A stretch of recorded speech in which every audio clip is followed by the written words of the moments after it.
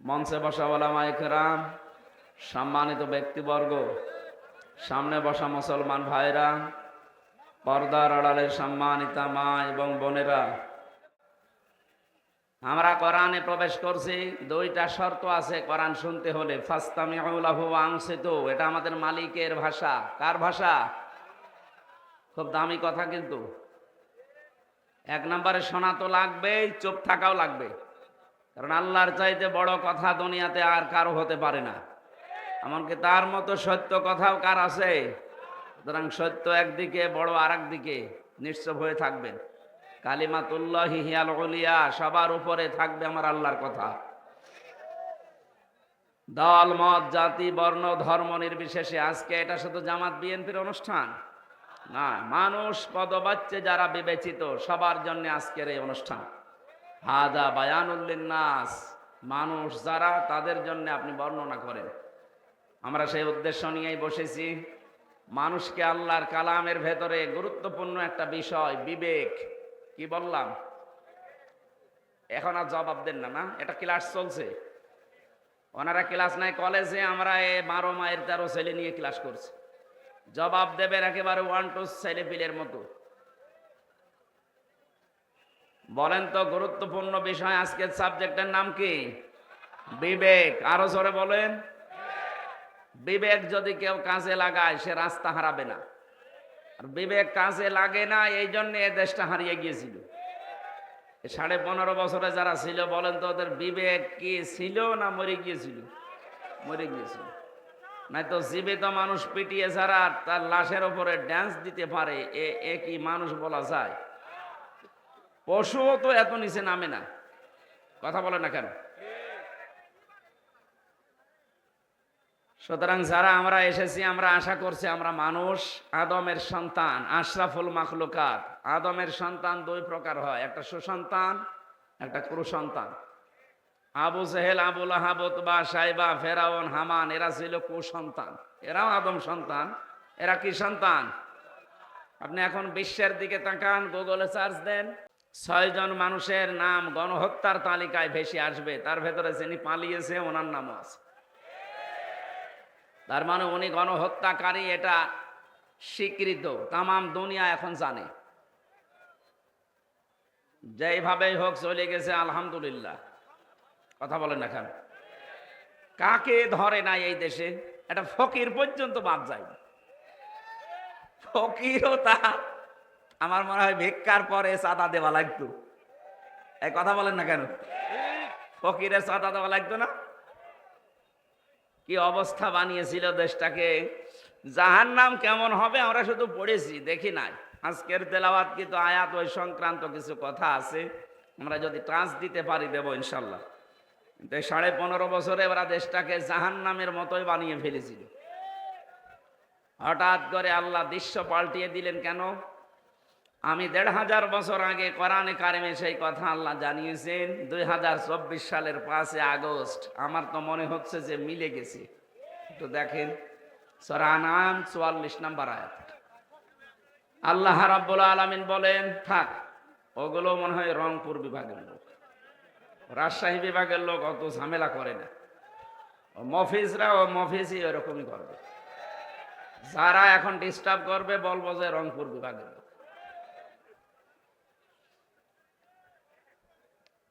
আল্লাহ পাক বলেন, ফালাম্মা নাসুমা যুকিরু বিহি ফাতাহনা আলাইহিম আবওয়াবা কুল্লা শাই। যখন মানুষগুলো আমার আদেশ ভুলে গেল, তারা ক্ষমতা নেওয়ার আগেই বলেছিল ক্ষমতায় যেতে যদি পারি মদিনার সনদে দেশ চালাবো। পোড়াটা উল্টিয়ে তারা মোদির সনদে দেশ চালিয়েছে। মদিনার সনদ বাদ দিয়েছে, মোদির সনদ যুক্ত করেছে। বগুড়াবাসী, কোরআনে কারিমের আয়াতের কথা ছিল, যখন আল্লাহর আদেশ তারা ভুলে গেল, তখন তাদের নিয়ামতের যত দরজা আল্লাহ নিজে খুলে দিলেন।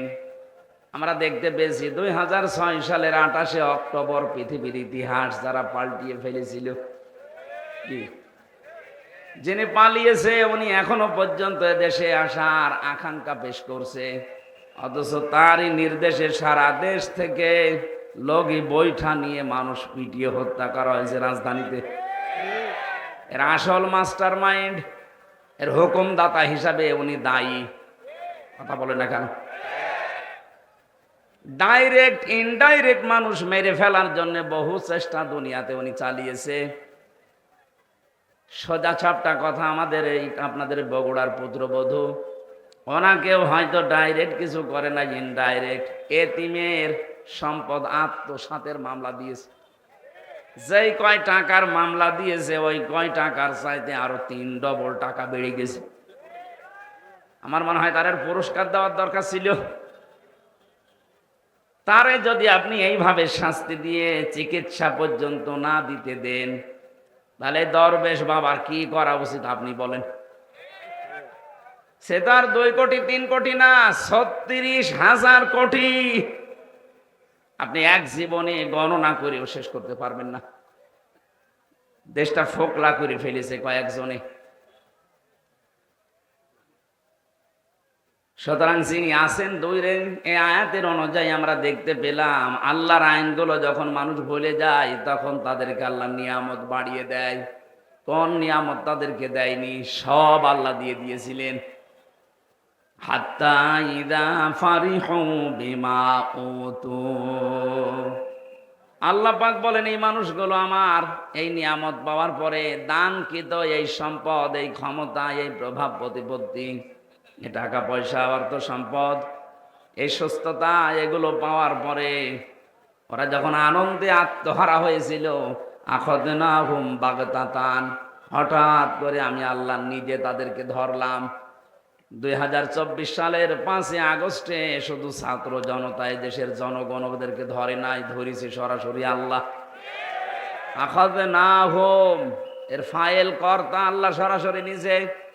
আল্লাহ যদি না ধরতেন, বিএনপি জামাতের মতো এত বড় বড় দল 15.5 বছরে একটা কিচ্ছু করতে পারে না। এদের জীবন কি কম গিয়েছে? এদের কষ্ট, শ্রম, ঘাম কম যায়নি? আমি এক একজনের মামলার সংখ্যা দেখতাম আদালতে। ওই ফাঁসির কন্ডেম সেলের ভেতরে আমার সাথে মাঝে মাঝে দেখা করতে আসতো মানুষ। জিজ্ঞাসা করেছি কয়টা মামলা? এক একজন বলছে 313টা, 560টা। ওর সারা জীবন চলে যাবে শুধু হাজিরা দিতেই, যদি খালাসও পায়। আপনার বিবেক কোন জায়গায় গিয়েছিল বলেন? একটা মানুষের নামে 313টা মামলা দেন, আপনি মানুষ? হ্যাঁ, তাও যদি দোষ করে মামলা খায় মেনে নেওয়া যায়। কিচ্ছু জানে না, ঘরে শুয়ে আছে, ঘুমের ভেতরে ঘুম ভেঙার পরে দেখছে জেলখানায়। কি গো, তুই ঘাস কেটেছিস? কোন সময়? স্বপ্নে। এই কথা বলছে দেখা, এরকম স্বপ্নে মামলা ছিল না দেশে? হাজার হাজার ছিল। সুতরাং এই অবস্থার যারা সৃষ্টি করেছিলেন, আল্লাহ নিজে বলছেন আমি তাদেরকে তাদের পাপের বোঝা যখন পরিপূর্ণ হয়ে গেছে তখন আমি নিজে তাদেরকে ধরলাম। বাগতাতান শব্দটা কোরআনে আছে। আকস্মিক ভাবে তাদেরকে এমন ভাবে ধরেছি, ওরা যে দুপুরের খাবার খাবে সে সময়টাও পায়নি। আল্লাহ পাক বলেন ফাইদা হুম মুবলিসুন, এমন অবস্থায় তাদেরকে ধরেছি যে তারা হতাশ হয়ে গেল, নিরাশ হয়ে পড়েছে। এরা যে হতাশ নিরাশ, এদের চেহারার দিকে এখন তাকালে আপনি টের পাবেন। জেলখানায় আমরা যাইনি, যতবার আমাকে আদালতে নিয়েছে গো, ওদের চাইতে অপমান আমাদেরকে আরো বেশি করেছে। ওদেরকে তো দেখছি মাথায় এখনো দড়ি দেয়নি, আর আমাদের মাথায় দড়ি দিয়ে নিয়েছে। তো চেহারার ভেতরে আমাদের হতাশা ছিল না, কারণ আমরা মজলুম। আর এইগুলো সব জালেম। চেহারার ভেতরে দেখেন কোরআনের আয়াত অনুযায়ী আল্লাহ হতাশা দিয়ে ভরে দিয়েছে। মানুষ দেখলে আবেগে একটু আনন্দ করবে, কি পচা ডিম মারতেছে। কথা বলে না কেন? ফাকতিয়া দাবিরুল কওমিল্লাযিনা যালামু, আল্লাহ পাক বলেন জালেমদের শিকড় কেটে দেওয়া হয়ে গেছে। সুতরাং এখনো যারা আশা করে আছেন যে না মা আসতেছে, এই আশা বাদ দেন, কারণ জালেমদের শিকড় কেটে দিয়েছে কে? কিন্তু এই 8-9 দিনে আমরা কিছু ষড়যন্ত্র দেখতে পাচ্ছি। যারা পালিয়ে গেছে এরা এখন বাইরের বিভিন্ন মোড়লের কাছে ধর্ণা দিচ্ছে, আর এই মিথ্যা কথাটা তারা জানাচ্ছে যে আমরা নির্বাচিত ছিলাম, আমাদেরকে উৎখাত করা হয়েছে। এটা তাহা মিথ্যা কথা। 15.5 বছরে যারা ছিল ওরা যে নির্বাচিত ছিল এ কথা শয়তানকে বললে সেও বিশ্বাস করবে না। আপনি বলেন, ঘোড়াকে জিজ্ঞাসা করেন, ঘোড়া হাসবে। একটা কথা বলবে, কারণ নির্বাচিত হওয়া লাগে যে পদ্ধতিতে, আল্লাহ সে পদ্ধতি কোরআনে কারিমে সূরা হজের 78 নম্বর আয়াতে দিয়েছেন। হুয়া জিতাবাকুম, আল্লাহ বলেন আমি তোমাদেরকে নির্বাচিত করি লক্ষ লক্ষ নবীর উম্মত থেকে, তোমাদেরকে আমি আল্লাহ নিজে নির্বাচিত বাছাই করেছি। তাহলে নির্বাচিত করার দায়িত্ব কার? পদ্ধতি কি? না, কথা বন্ধ করা লাগবে ভাই, যত জরুরি হোক 1 ঘন্টা পরে বলবেন। মাইকের আওয়াজ আরো বাড়িয়ে দেবেন, আমার গলা বসে যায় না। নির্বাচিত করা লাগে যে পদ্ধতির মাধ্যমে, ওটার বাংলা নাম নির্বাচন। বাংলা নাম কি? জবাব দেবেন একেবারে ছাত্রের মতো বললাম। নির্বাচিত হয় মানুষ যে পদ্ধতিতে, নাম কি? আপনি একেবারে নিরপেক্ষ দৃষ্টিতে দিয়ে বলেন তো, এই 15.5 বছর নির্বাচন হয়েছে, আপনি কেন এই মিথ্যা কথা ছড়াচ্ছেন? কাদের সিম্পিতি আবার পেতে চান? সারা দুনিয়া জানে যে আপনি নির্বাচন ছাড়াই ছিলেন, কারণ 154 জন নির্বাচনের আগে ঘোষণা দিয়েছেন। কথা বলেন না কেন? দিনের ভোট আপনি রাতে করে নিয়েছেন, কিভাবে বলেন যে আমি নির্বাচিত ছিলাম? একটা হাজি মানুষ এত বড় মিথ্যা কথা আপনি বলতে পারলেন? হ্যাঁ, আপনার মেয়ে আপনার ছেলে যদি বলতো আমরা কিছু মনে করতাম না, কারণ তারা মিথ্যা বলে। কি আপনি একটা হাজি মানুষ হয়ে মিথ্যা বলেন, তামাম দুনিয়ার মানুষ কি মনে করবে? এ হাজি মনে হয় মিথ্যাই বলে। কাকে যখন ডিম পাড়ে দেখবেন কোকিলের, ও মনে করে কেউ দেখতেছে না। আপনি যে মিথ্যা বলছেন মনে করছেন কেউ জানে না, তামাম দুনিয়া এটা জানে যে আপনি মিথ্যাবাদী। আমার তো মনে হয় যত বছর বয়স ওনার, এতটা সত্য কথা জীবনে আছে কিনা আমার সন্দেহ লাগে। কি কথা বলেন? এই যে এই দুইটা কথা তার প্রমাণ। আপনি বলছেন আমি নির্বাচিত, আরে নির্বাচনিত হয়নি, কিসের নির্বাচিত? বাংলাদেশে যে নির্বাচন হয়নি, আমার সাথে এক ওসি ছিল জেলখানায়, আমারে মাঝে মাঝে এসে বলতো হুজুর দেখেন তো আমার তওবা হয়েছে কিনা। কিভাবে তওবা করলেন? যে এই যে নির্বাচন গেল, উনি দায়িত্বে ছিল ফেনী নুসরাত হত্যা মামলার।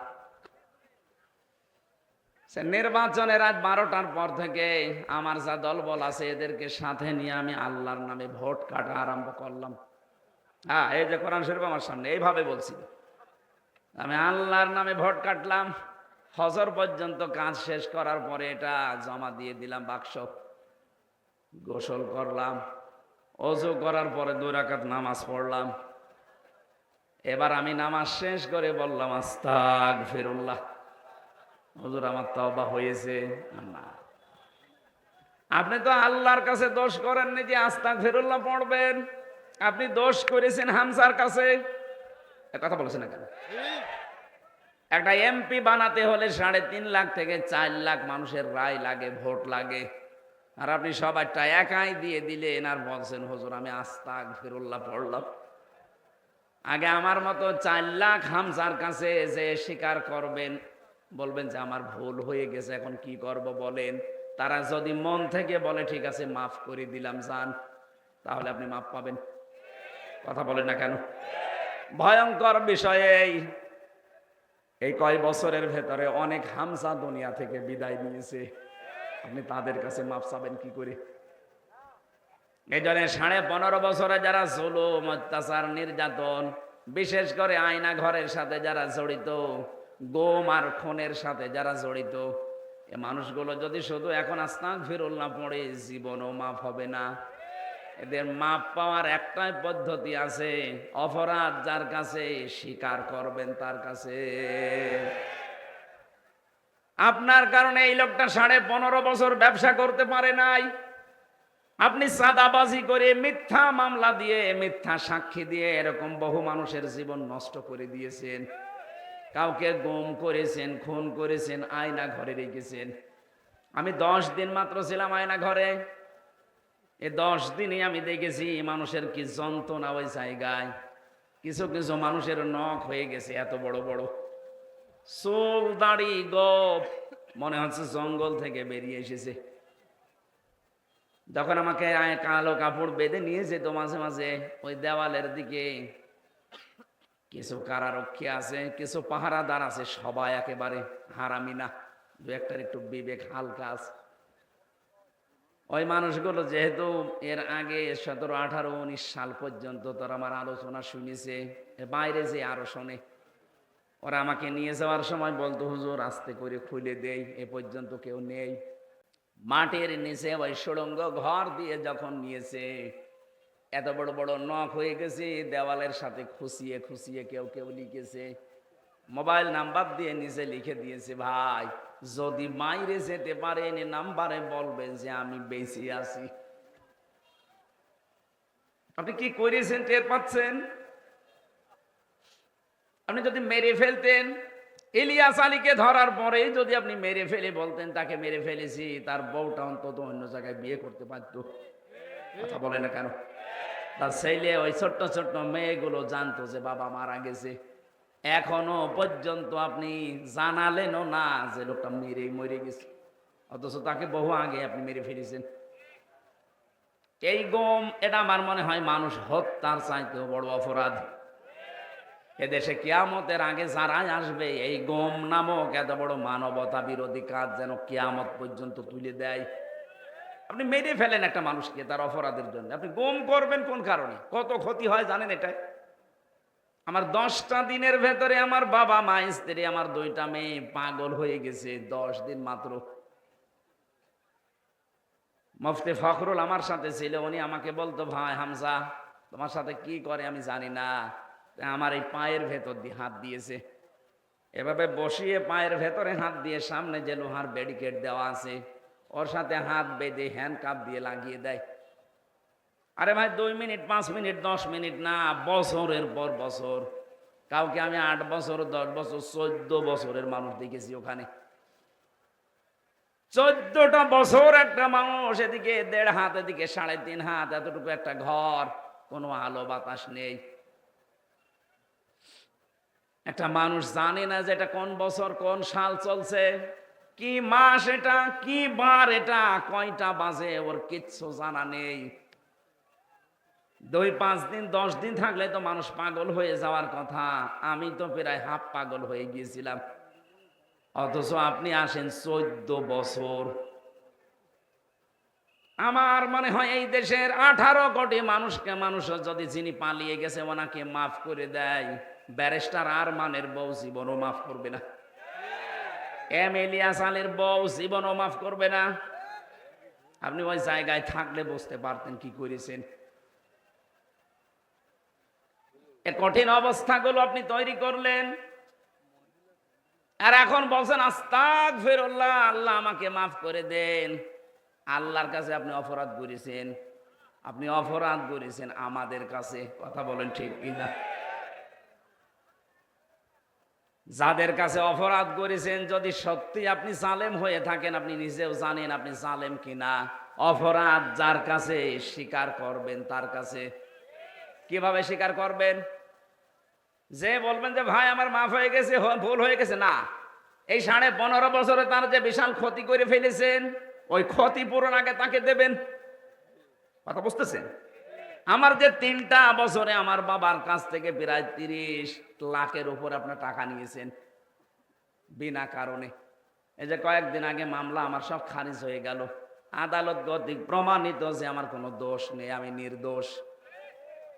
তাহলে আদালত বলছে আমার কোনো দোষ পাইনি, আমি নির্দোষ। বিনা কারণে নির্দোষ মানুষটাকে 3 বছর আপনি তাও সাধারণ জেলে রাখেননি, ফাঁসির কন্ডেম সেলের ভেতরে রেখেছিলেন। বলেন, আমি কি ওই ধরনের অপরাধ করেছিলাম? ওখানে তো রাখা লাগবে যে মানুষগুলো মার্ডার মামলার আসামি, কেন আপনি আমাকে ওখানে রাখলেন? আমারে আর মামুনুল হককে আর ওই গিয়াসউদ্দিন মামুন সাহেবের তিনজনের ব্যাপারে এত কড়াকড়ি ছিল ভেতরে, দেখতাম ওই ফাঁসের কন্ডেম সেলে রেখেছে, আবার সিসি ক্যামেরা দিয়ে রেখেছে, আমার সাথে যেন কেউ কথা না বলে।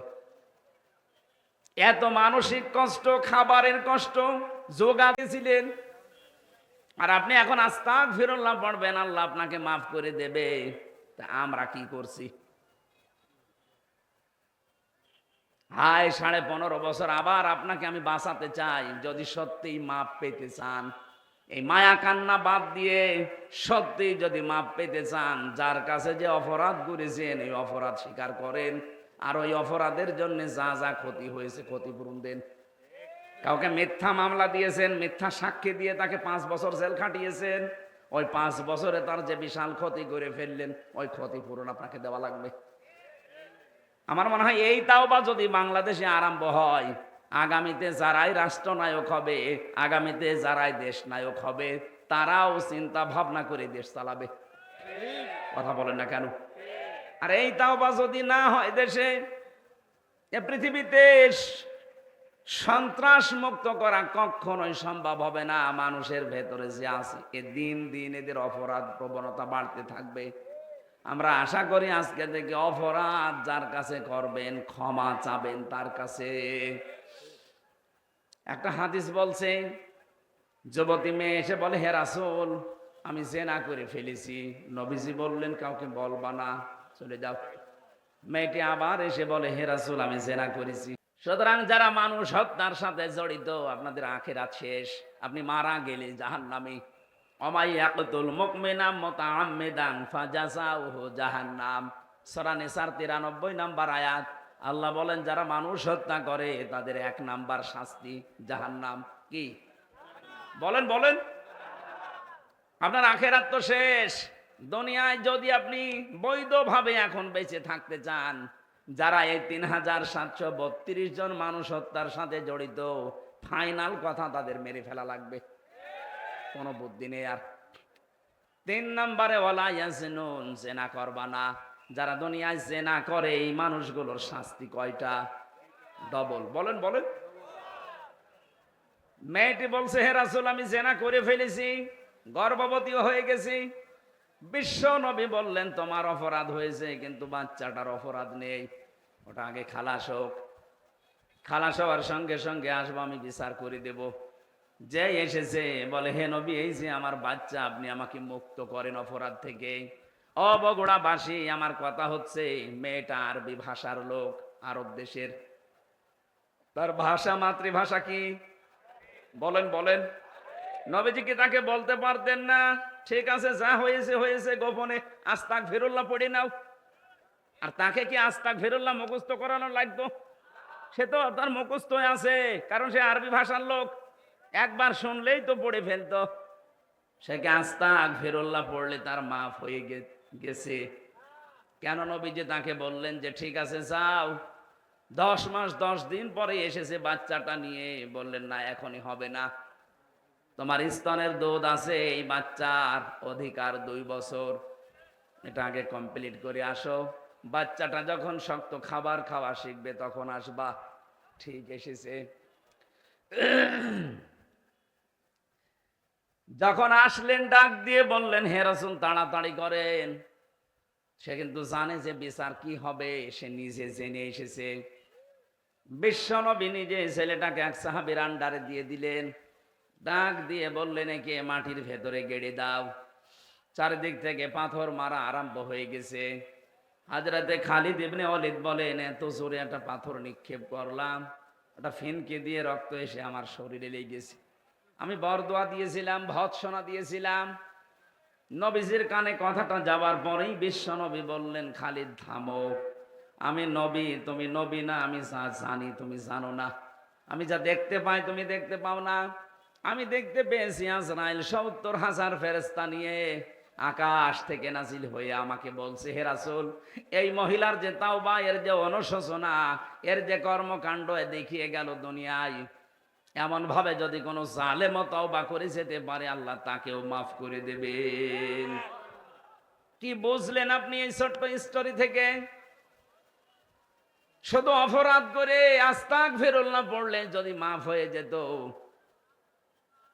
হ্যাঁ, আস্তাগফিরুল্লাহ পড়লে আপনার জীবনে যে গুনাহগুলো আল্লাহর সাথে ঘটেছে, আল্লাহর অধিকার নষ্ট করেছেন, ওইগুলো মাফ হবে।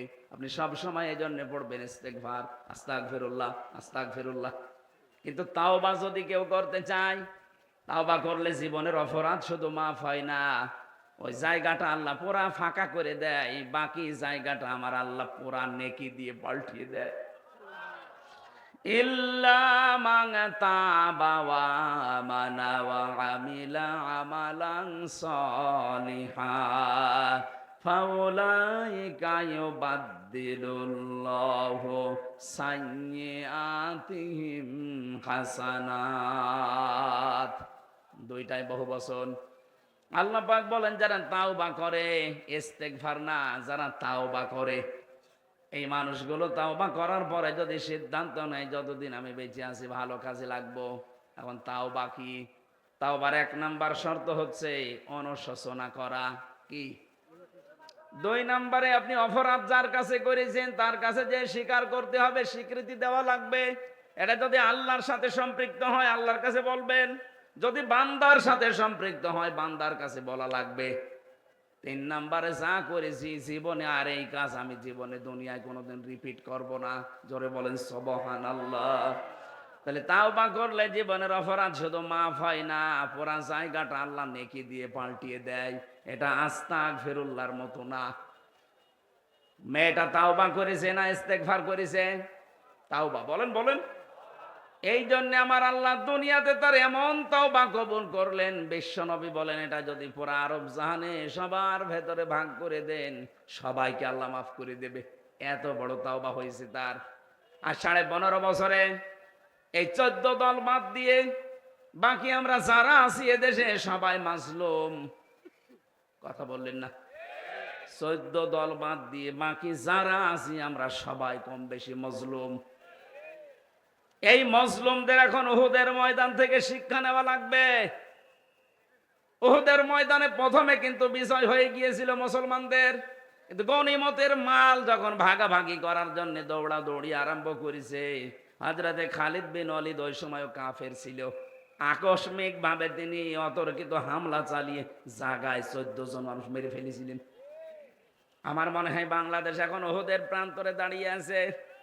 আমরা যে বিজয়টা পেয়েছি, এই মাজলুম মানুষগুলো যদি এখনো পর্যন্ত মায়ের পেটের সন্তানের মতো আমরা সিমেন্টেড হয়ে যেতে না পারি, ওরা কিন্তু এখনো উৎপত্তি আছে।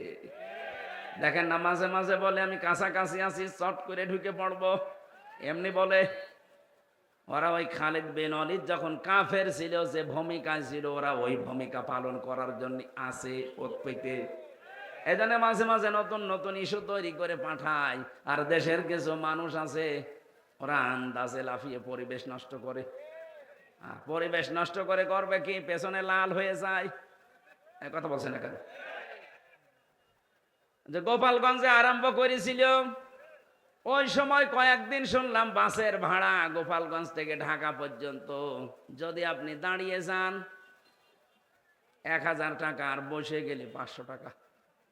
কারণ বসার মতো কায়দা আর্মি ওদের রাখে নাই। কথা বলেন ঠিক কিনা? এই জন্য আহ্বান জানাচ্ছি, পালিয়ে যে গেছে এ দুনিয়ার ইতিহাসে এটাই বলে 850 বছর আগে ওনার দাদা পালিয়েছিল, লক্ষণ সেন। কথা বলেন না কেন? ওনার দাদা, বললাম কেন?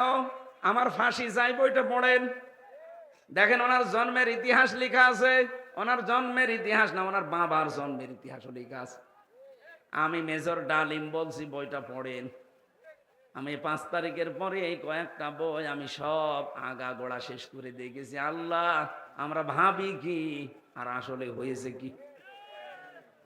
আন্দাজে মুসলমান বললেই হবে। এই জন্যই বলছি 850 বছর আগে ওনার পর দাদা দাদা যারা পালিয়েছে, লক্ষণ সেন সেই রাস্তা ধরেই পালিয়ে গেল। পৃথিবীর ইতিহাস পুরা পাল্টিয়ে দিয়েছে। 350 জন এমপি একবারে পালিয়ে যায়। সারা পৃথিবীর 257টা রাষ্ট্রে আমি পাইনি, বাংলাদেশে দেখলাম। শুধু পার্লামেন্টের যারা মেম্বার এরাই পালিয়ে যায়নি, জাতীয় মসজিদের ইমাম পর্যন্ত পালিয়ে গেছে। কি আশ্চর্য বলেন তো, ইমাম সাহেবও পালিয়ে যায়। কিছুদিন পরে এসেছিল আবার জোর করে ইমামতি নেওয়ার জন্য, জনগণ জুতা পিটা দিয়েছে। পরের দিন দেখলাম স্ট্যাটাস দিয়েছে ফেসবুকে, জনগণ আমাকে জুতা দিয়ে পিটিয়েছে কিন্তু আমার গায়ে লাগেনি। ওরে শয়তান, মানুষের বিবেক মরে গেছে। ও মানুষটা কত নিচে নেমেছিল বলেন। দুনিয়ার স্বার্থে এই লোকটা নৌকা মার্কা নিয়ে দাঁড়িয়েছে। আমার মনে হয় লোকটা যদি কুকুর মার্কায় দাঁড়াইতো তাও পাস করত। কারণ মার কাটা আল্লাহ এত বেশি ঘৃণিত বানিয়ে দিয়েছে, পায়খানার দিকে মানুষ এখন তাকায়, তাও নৌকার দিকে তাকায় না। তাকায় এখন চড়া লাগবে মাঝে মাঝে বন্যা হলে, এই কারণে যারা এখন চড়তে যায় তারাই ধরা খায়। এই যে দরবেশ নৌকায় করে পালিয়ে যাচ্ছিল, সাবধান। এই জন্য নৌকা যখন ডুবে গেছে ও ছাতা আর মনে হয় কিয়ামতের আগে উঠবে না। কারণ দুনিয়ার ইতিহাসে এইটাই আমরা পড়েছি, কোন স্বৈরাচার যদি একবার পালিয়ে যায় ও জীবন থাকতে আর ফিরে আসে না, কারণ ও জানে আমি গেলেই মারা পড়ে যাব। জনগণ যেভাবে ফুসে আসে, ওই দিন যদি আর 5 মিনিট সময় পেত,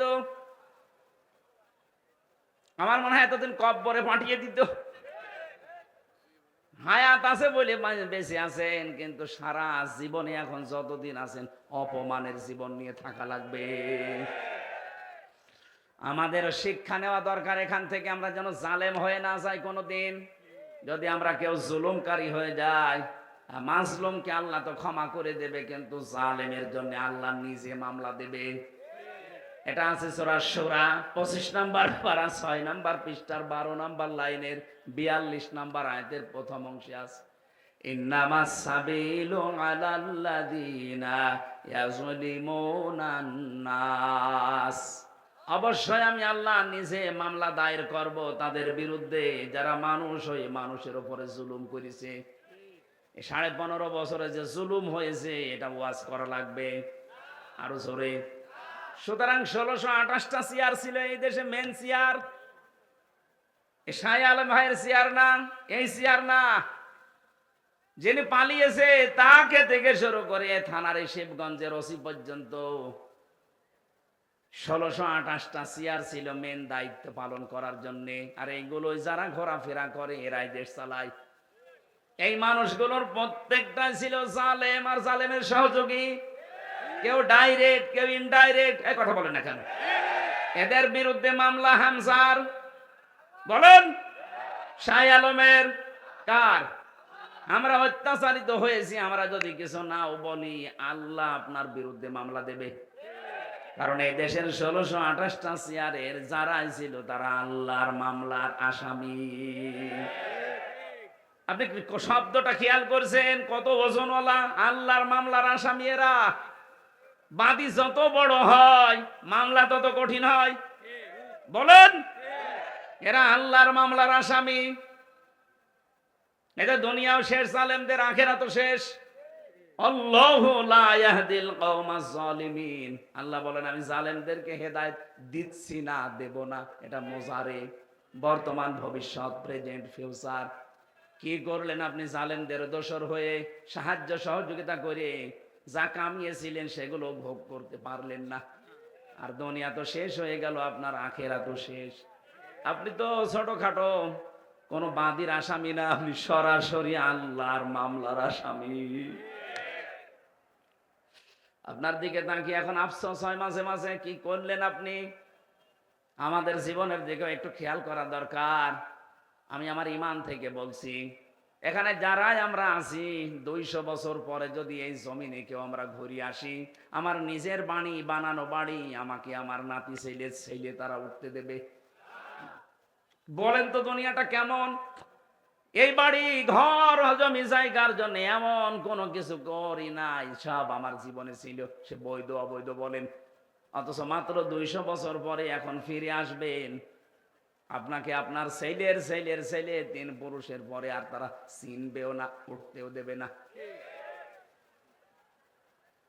কোরআনে কারিমে আল্লাহ আমাদেরকে কথাটা বারবার আমাদের বিবেকের কাছে ধাক্কা দিয়েছেন।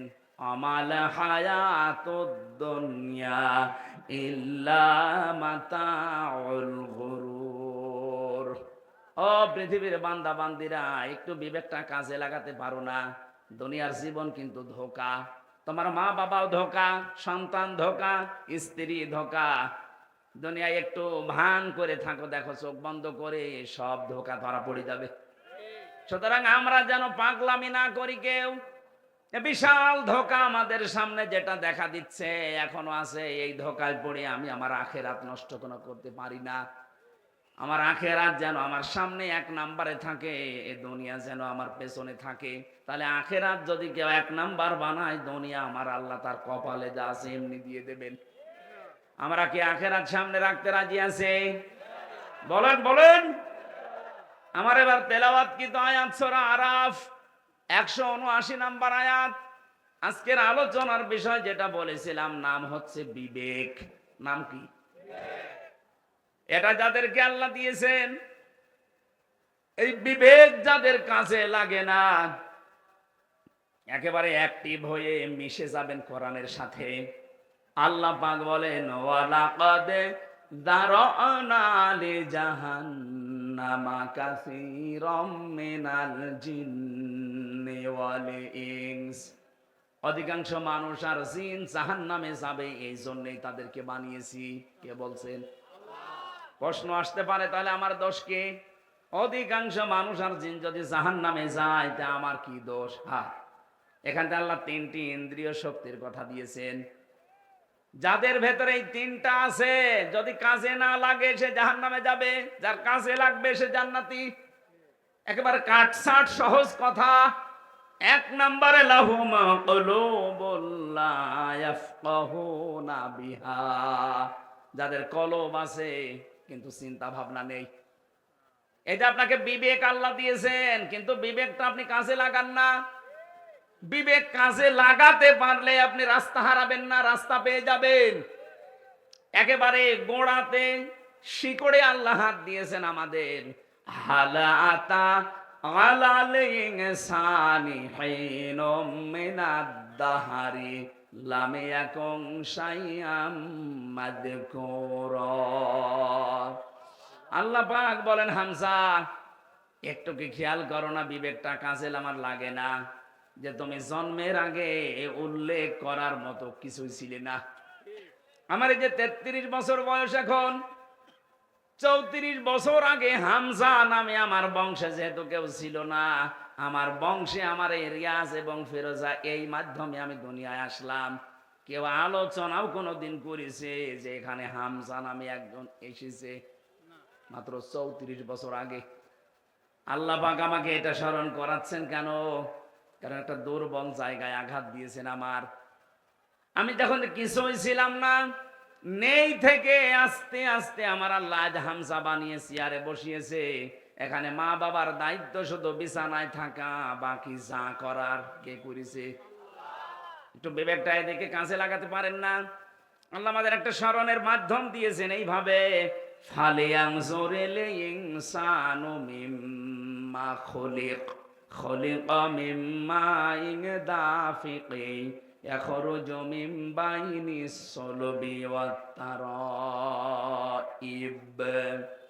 মানুষকে একটু নজর করে দেখে না যে কি দিয়ে তারে বানালাম? বাবার স্ফলিঙ্গ দিয়ে দ্রুত গতিতে বের হয়ে যাওয়া পানিটা দিয়ে, যেটা একবার বের হলে শরীর থেকে গোসল ফরজ হয়ে যায়। যে পানির ছাড়া পৃথিবীর কোন মার্কেটে 4 আনাও দাম নেই। কথা বলেন কেন? কেউ ফ্রি দিলেও আপনি নেবেন না। এরকম একটা না পাক দুর্গন্ধযুক্ত পানি দিয়ে আল্লাহ আমার অস্তিত্ব আরম্ভ করলেন। আল্লাহ পাক বলেন, এই পানিটা যখন মায়ের রেহেমের ভেতরে যায়, বাবা আর মাকে দিয়ে আমি আল্লাহ এই 2টা না পাক পানি এক জায়গায় 8টা জিনিস বানাই। চুল, রগ, হাড় আর পর্দা, রক্ত, গোশত, চর্বি আর চামড়া। বিজ্ঞান ভিত্তিক আলোচনায় যখন তাফসীর গুলো আমি মিলিয়েছি, দেখেছি হ্যাঁ এই 8টা জিনিস এক। আল্লাহ পাক বলেন মানুষ বানাতে কমপক্ষে 13টা উপাদান লাগে। 13টা বিষয় এক জায়গায় না হলে দুনিয়ায় আপনি আসতে পারবেন না, আসলেও অপূর্ণাঙ্গ হয়ে আসবেন। 4 4 8টা নাই, আপনার মার বাবা দুইজনেরটা নিয়ে বানালেন, বাকি 5টা এখনো 13 হতে কয় লাগে? এই 5টা আমার আল্লাহ নিজের রব নামের কারণে দিয়েছেন। ওয়াজআলা লাকুমুস সামআ ওয়াল আবসারা ওয়াল আফইদা। আল্লাহ বলেন শ্রবণ শক্তি, দর্শন শক্তি, বাক শক্তি, আকেল শক্তি আর ঘ্রাণ শক্তি। এর ভেতরে যদি একটাও তোকে কম দিতাম, দুনিয়ায় আসতে ঠিক কিন্তু অপূর্ণাঙ্গ হয়ে। যদি বাক শক্তি না দিতাম, কথা বলতে পারতে না। বিজ্ঞান এখন প্রমাণ করছে কয়েক ইঞ্চি জায়গায় মানুষ যে কথা বলে, এক একটা কথা তৈরি হতে 27টা ধাক্কা লাগে। কয়টা? আপনি কম্পিউটার ভেড়াবেন, আমি যা দেখিয়ে দিতে পারবো। 27টা স্তর পার করার পর একটা কথা তৈরি হয়। পৃথিবীর কেউ আপনাকে এই কথা বলার যোগ্যতা দেয়নি, দিয়েছে কে? দুঃখজনক হলেও সত্য, এই 15.5 বছরে আল্লাহর এই বাক শক্তি জালেমরা কেড়ে নিয়েছিল। ওরা বন্ধ করে দিয়েছিল আমাদের কথা বলার যোগ্যতা। কথা বললেও বলতে পারতাম না। কথা বলে না কেন?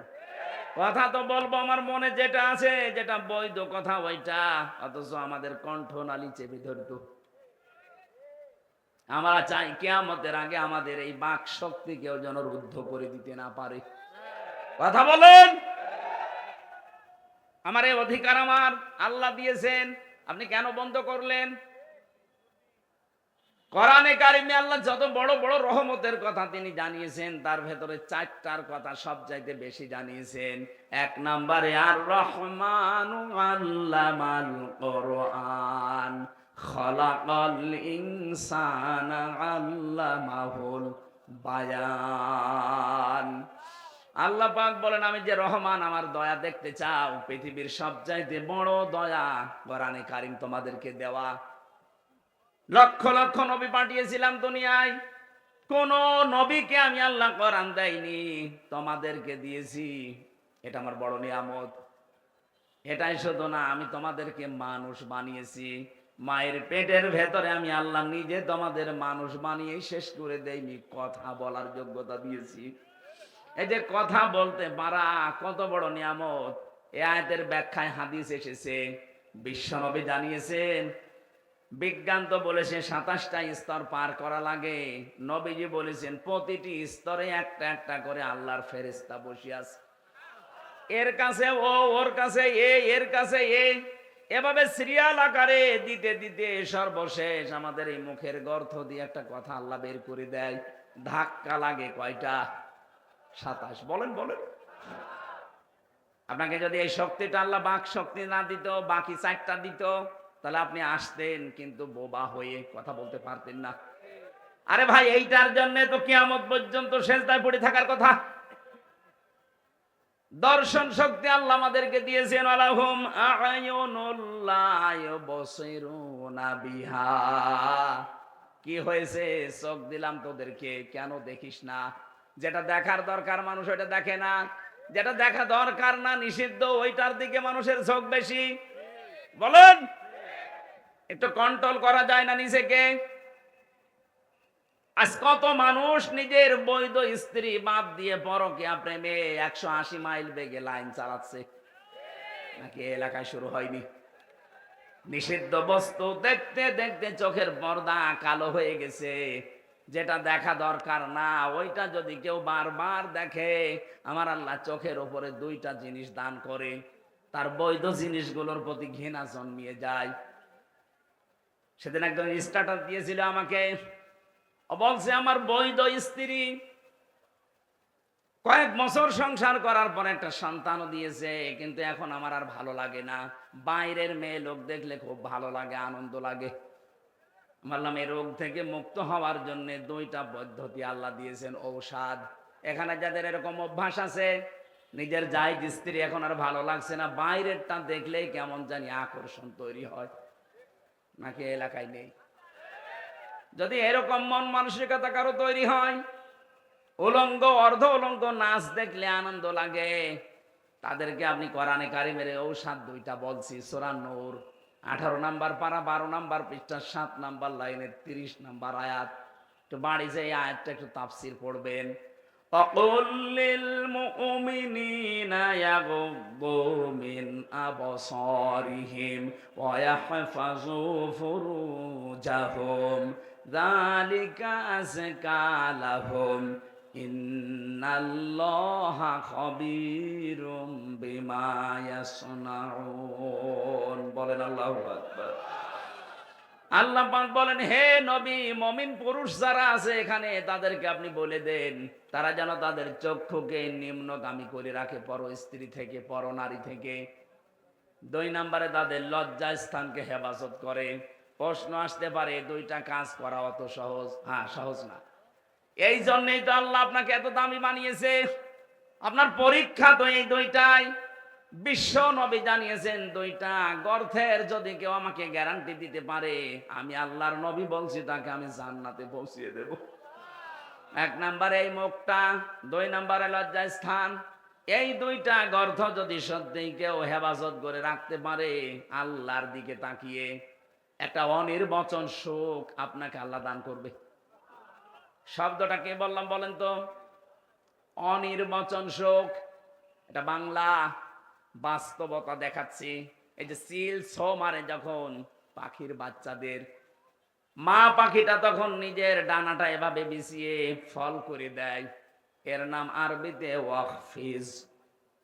আল্লাহ বলেন ডানা এভাবে ডাউন করার পরে ফল করে দেয়, যখন পরে যখন ফল করে তোমরা দেখতে পাও পাখির এই মরগুলো এত মোলায়েম, এত নরম, এত সফট, একটার সাথে আরেকটা যখন মিলে যায়, ডাউন করার পরে যখন ফল করে, এর নিচে বাচ্চাগুলো যে একটা আনন্দ পায়, একটা সুখ পেয়ে যায়, ওদের মনে মনে এই চিন্তা, এই বিশ্বাস তৈরি হয় যে যেখানে আসি এখানে অন্তত দুনিয়ার কেউ ছো মেরে নিয়ে যেতে পারবে না। তখন ওরা কিচির মিচির আওয়াজ দেয়। বাংলাতে এদেরকে বলা হয় অনির্বচন সুখ। আপনি যদি সত্যি আল্লাহর ভয়ে আজকে আপনার এই চোখের যে গোনা আছে এটা বন্ধ করে দিতে পারেন, আপনার হৃদয়ের ভেতরে আল্লাহ আলাদা ভাবে একটা সুখ নিজে দান করবেন।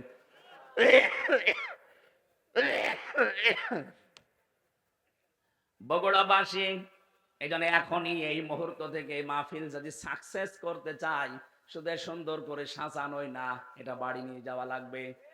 যাদের মোবাইলে এমন দৃশ্য তৈরি করা আছে ডিলিট করেন, যেটা নিচে দেখলে আনন্দ পান, অন্য দেখলে আপনার লজ্জা লাগে। এরকম দৃশ্য নেই? এই কথা বলছেন এখানে। এইরকম দৃশ্য যাদের আছে নিজে দেখলে খুব আনন্দ লাগে, মজা লাগে, অন্য কেউ দেখলেই আপনার লজ্জা লাগে। এটা ডিলিট করবেন কারা কারা? হাত তোলেন তো। আল্লাহ আমাদের চোখের হক আদায় করার জন্য কয়েকটা জিনিস কোরআনে কারিমে আমাদের সামনে এনে দিয়েছেন।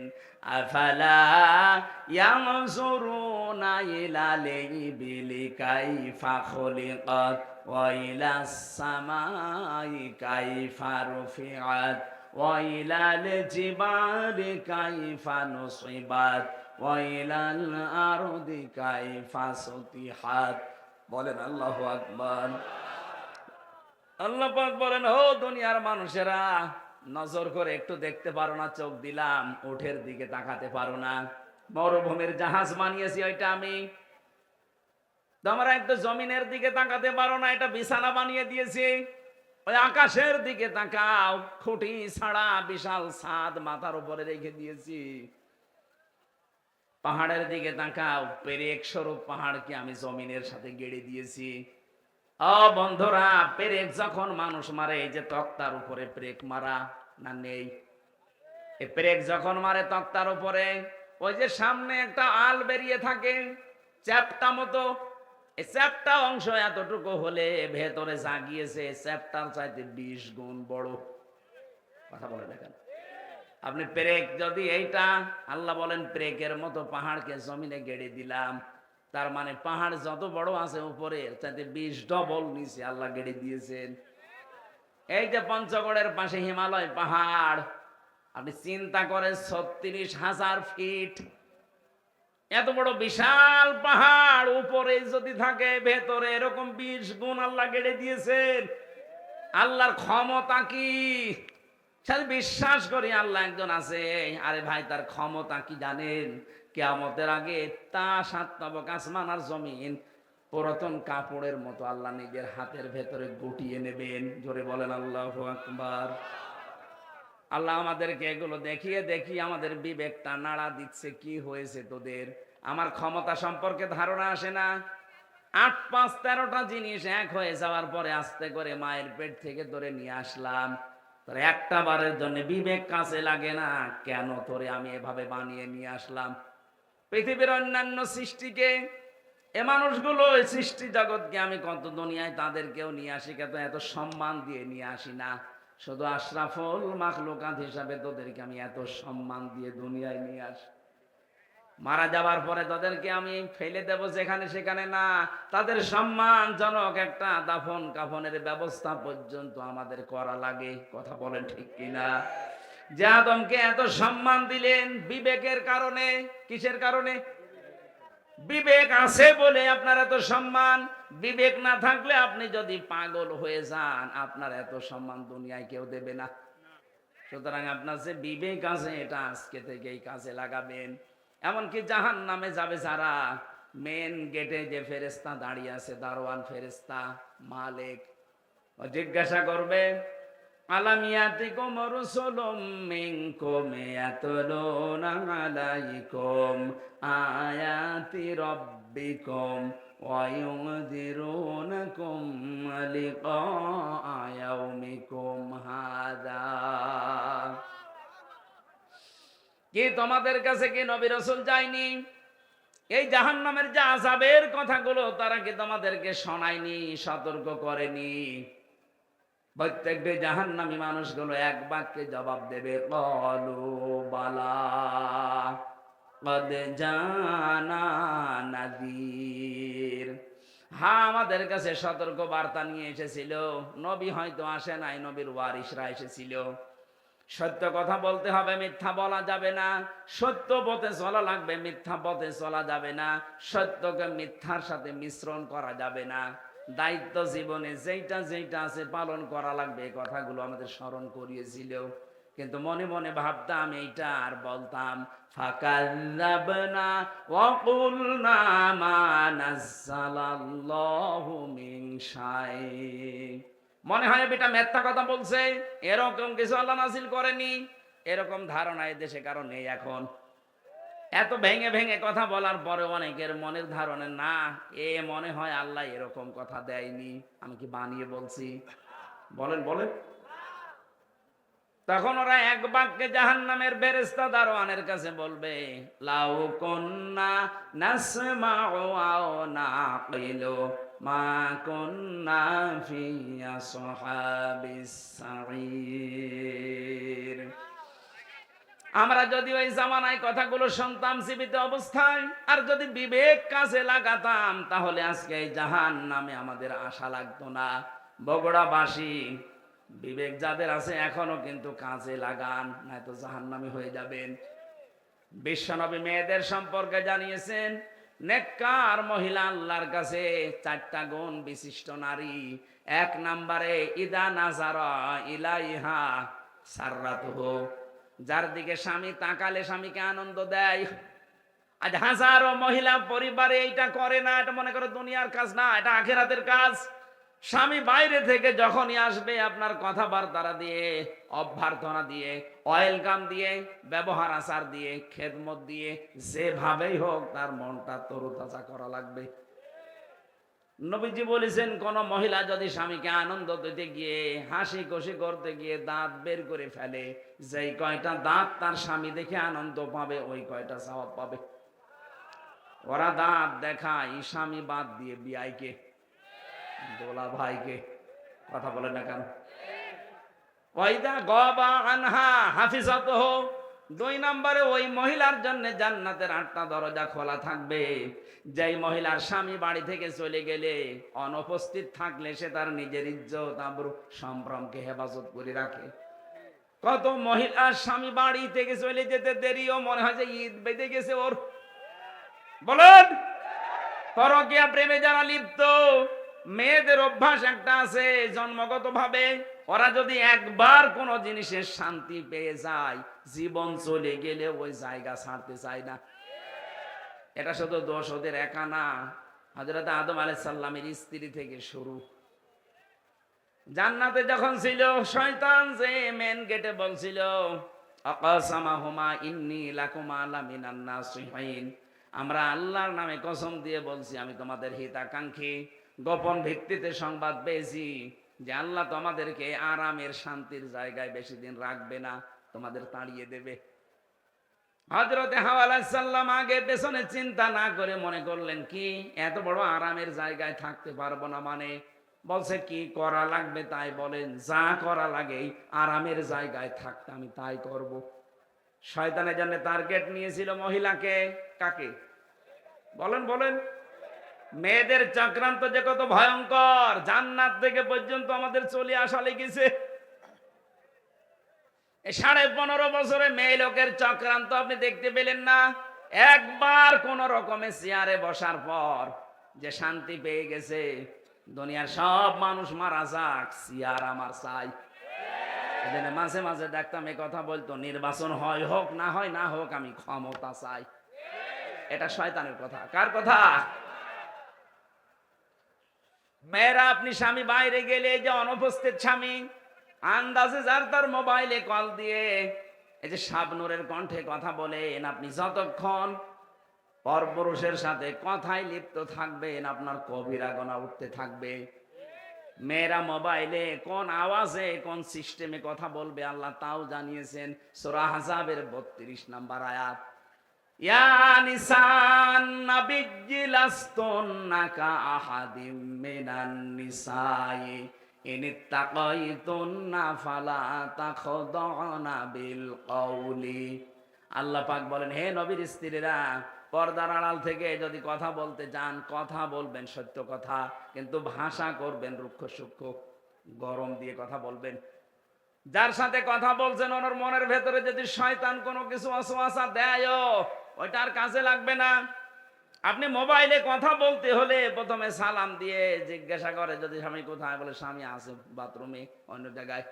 কি কি দরকার এমন ঝাঁঝালো গলায় বলবেন। যদি পরপুরুষ হয়, ওর মনের ভেতরে শয়তান উকি ঝুঁকি দিলে ও সঙ্গে সঙ্গে পাল্টিয়ে যাবে।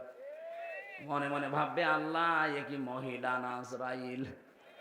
আর যদি শাবনূরের কণ্ঠে আপনি শুরু করেন আলাপ, ও মনে করবে কাজ হচ্ছে। একদিন 2 দিন 5 দিন পরে দেখবেন 2 শয়তান ফেলে দিয়ে উনি আল্লাহ রাস্তায় পালিয়েছে। এই জন্য স্বামী যখন বাড়ি থাকে না, স্বামীর সন্তান, স্বামীর সম্পদ, স্বামীর ইজ্জত আবরু হেফাজত করে রাখা নেককার মহিলার গুণ। 3 নাম্বার, ওয়াতুইনু আলা দীনি যাওজাতিহা, যখন স্বামী বাইরে থেকে দিনের কাজ কারবার করার জন্য থাকবে, তখন তাকে আপনি ছাড় দেবেন, সাহায্য করবেন, সহযোগিতা করবেন, উৎসাহ দেবেন। তো অধিকাংশ মহিলারা এটাই নেই। দিনের কাজে, মানবতার কাজে, 10টা মানুষের কর্মসংস্থান তৈরি করার জন্য স্বামী কাজ করছে, আপনি তার উৎসাহ দেবেন। আরো কথা বলে না, একটা মসজিদ বানিয়ে দিলে কয়জন মানুষ নামাজ পড়বে? নাই 2000। কথা বলে না কেন? একটা রাস্তা যদি কেউ সংস্কার করে দেয়, একটা ব্রিজ বানিয়ে দেয়, লক্ষ লক্ষ মানুষ রাস্তায় হাঁটবে। 1000 মসজিদ বানানোর চাইতে একটা ব্রিজ কালভার্ট সংস্কার করা আল্লাহর কাছে দামি। এরকম মানবতার পক্ষে যে কাজগুলো, মানবতাকে সাহায্য করার জন্য, আল্লাহর দ্বীন প্রচারের জন্য, কায়েমের জন্য, প্রতিষ্ঠার জন্য যারা কাজ করে বেড়ায়, নেককার স্ত্রীর কর্তব্য হচ্ছে তাকে উৎসাহ দেওয়া, সাহায্য করা। খাদিজাতুল কুবরা এইটাই করেছিলেন নবীর জন্য। এই জন্য আল্লাহ তাকে নিজে সালাম পাঠিয়েছেন। সুবহানাল্লাহ বলতে পারেন না? আপনাকে সালাম দেবে কি করে? আপনি তো আরো বাধা দেন। আপনার স্বামী কি মদ গাঁজা খেয়ে বেড়াচ্ছে?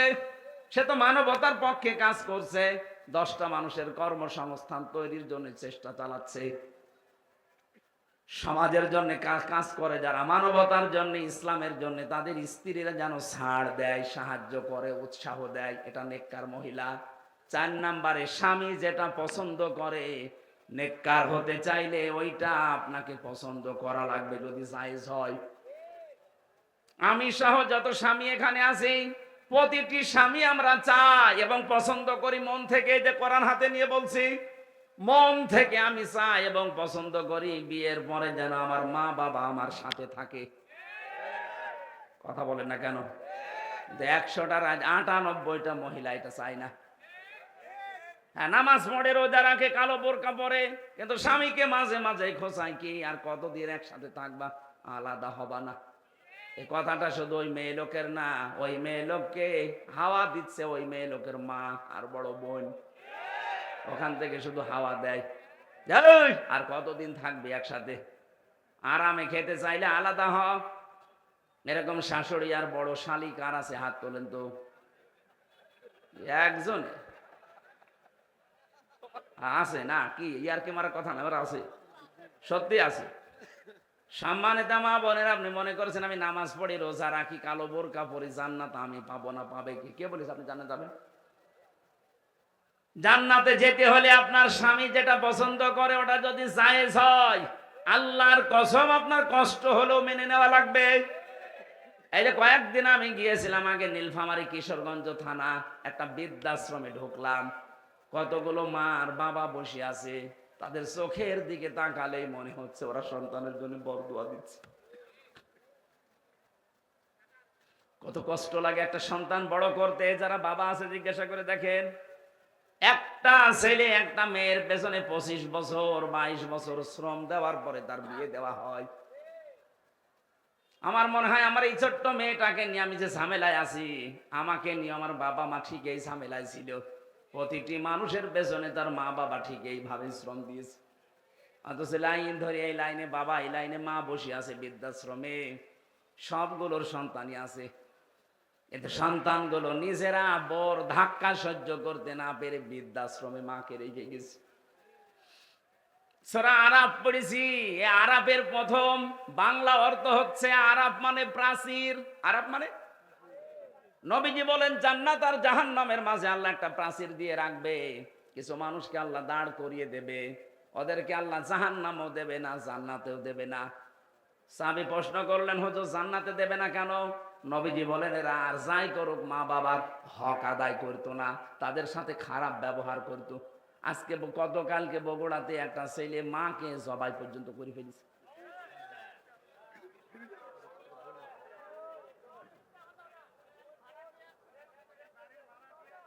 সে যেই হোক, ছড়িয়েছে তো এই সংবাদ।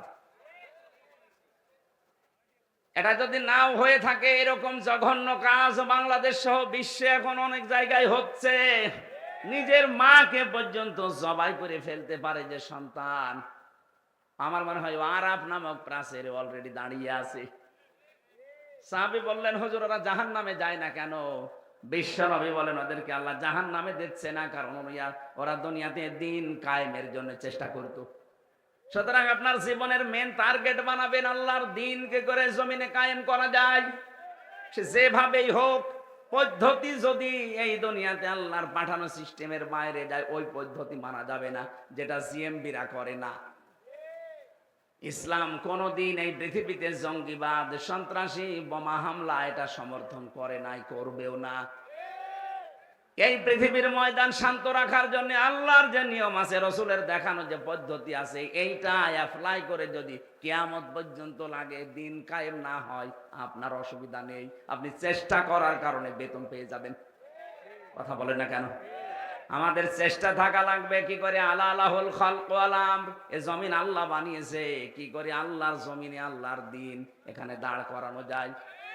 এটা আমি করতে পারলে ভালো, না করতে পারলো আমার লস নেই। আমার বিকাল 5টা মানে জীবনের শেষ দিনে আল্লাহ আমাকে বেতন দিয়ে দেবে, আর আমার বেতনের নাম জান্নাত। বেতনের নাম কি? এখানে আমাদের বিবেকটা আজকে আমাদের কাজে লাগানোর সময়। দুনিয়াতে যাদের বিবেক কাজে লাগে না, কোরআনের ভাষায় সূরা আনফাল 22 নম্বর আয়াত, ইন্না শাররাদ দাওয়াবি ইনদাল্লাহিস সাম্মুল বুকুমুল্লাযীনা লা ইয়াকিলুন।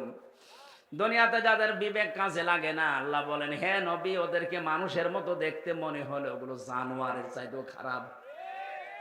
আমি বারবার বলছি কেন শব্দটা, কারণ 15.5 বছরে যারা ছিল একটারও বিবেক কাজে লাগে নাই। আপনার যদি বিবেক ন্যূনতম কাজে লাগতো, বিনা ভোটের এমপি হয়ে আপনি বুক ভোলাতে পারতেন না?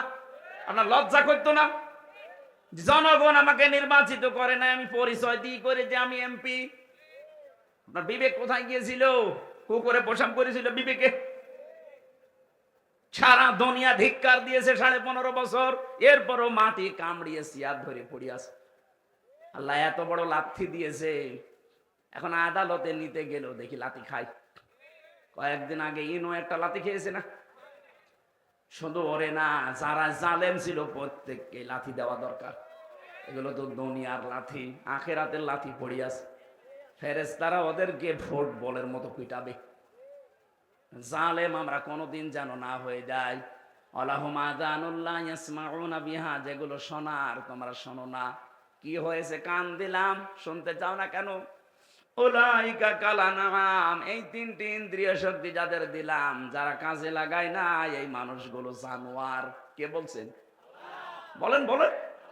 আপনি নিজেকে এবার নিজে প্রশ্ন করে দেখেন তো, আল্লাহ আপনাকে বিবেক দিয়েছে, চোখ দিয়েছে, কান দিয়েছে, যাদেরকে দেয়নি তাদেরটা বাদ দিলাম, কিন্তু যাদের দিয়েছে আপনি কি জবাব দেবেন? এক অন্ধ আমার সাথে খাবার খাচ্ছিল, এটা কুমিল্লায়। হঠাৎ দেখে বিদ্যুৎ চলে গেল, আমরা চিল্লা পাল্লা আরম্ভ করেছি। অন্ধ আমার হাত চেপে ধরে বলছে, হুজুর চিল্লান। মাত্র 1.5 মিনিট 2 মিনিট কারেন্ট চলে গেছে, আপনি চিল্লাচ্ছেন। অথচ আজ 42 বছর আমার জীবনে কারেন্ট নেই। আল্লাহ যদি চোখটা সত্যি আপনাকে না দিত, কি হইতো বলেন তো আপনার জীবনে? কত লাতি গোতা, কত মানুষের অপমান অপদস্থ সহ্য করা লাগতো। এই জন্য কাজে লাগান। এটা যদি দেখার শক্তি পেয়েছেন, শোনার শক্তি পেয়েছেন, বিবেকটা আল্লাহ দিয়েছে, পাগল বানায়নি। সত্যি যদি কাজে লাগাতে না পারেন, আপনি আল্লাহর কাছে জানোয়ার। আল্লাহ বলেন বালুহুমা দল, তার চাইতেও তুই আমার কাছে নিকৃষ্ট। উলাইকা হুমুল গাফিলুন, তুই গাফেল। আর গাফেলের জন্য আল্লাহর বানানো বাগান জান্নাত নেই। মেয়েদেরকে যে 4টা কথা বললাম, যখনই স্বামী আপনার দিকে নজর দেবে, স্বামীকে খুশি করবেন। স্বামী বাইরে গেলে হেফাজতে রাখবেন নিজের লজ্জার স্থান, নিজের সন্তান, স্বামীর সম্পদ। 3 নম্বরে স্বামীকে সাহায্য করবেন, মানবতার কাজে, দিনের কাজে উৎসাহ দেবেন। 4 নম্বরে স্বামী যেটা পছন্দ করে, যদি জায়েজ হয়, কষ্ট হলে ওইটা সাপোর্ট করবেন। আল্লাহ মেয়েদের এই 4টা গুণ যদি অর্জন হয়, নবীজি বলেন জান্নাতের 8টা দরজায় আল্লাহ তার জন্য উন্মুক্ত করে রাখবে। আজকে আমাদের জীবনে আল্লাহ যেন পুরাটা সেট করে দেয়, বলেন আমিন। কিভাবে আল্লাহ বানিয়েছেন আমাদেরকে, আমি রেফারেন্স ছাড়া জেলখানায় বসে বসে বই তৈরি করেছিলাম। বাইরে এসে ওগুলো রেফারেন্স দিয়ে দিয়ে ছেড়েছি। ওই যে গাড়িতে আছে সৃষ্টি জগতের সূচনা, মেয়েদের জীবন সম্পর্কে লেখা আছে, ছেলেদের আছে। যাওয়ার সময় ওটা আপনার স্ত্রীকে, মেয়েকে, বউকে, ফুফুকে ওদেরকে উপহার দেবেন। ওই যে গাড়ি আছে মনে হয় এই গেটে আছে, ওগুলো যাওয়ার সময় নিয়ে যান। আজকের মতো কালকে যেহেতু অনুষ্ঠান আছে, আরো বড় মাওলানা আসবে, আজিজুল ইসলাম ভাই, আমি দোয়া করে শেষ করছি, ওটা যাওয়ার সময় নিয়ে যান। আল্লাহুম্মা আমিন। লা ইলাহা ইল্লা আনতা সুবহানাক ইন্নী কুনতু মিনাজ জালিমিন।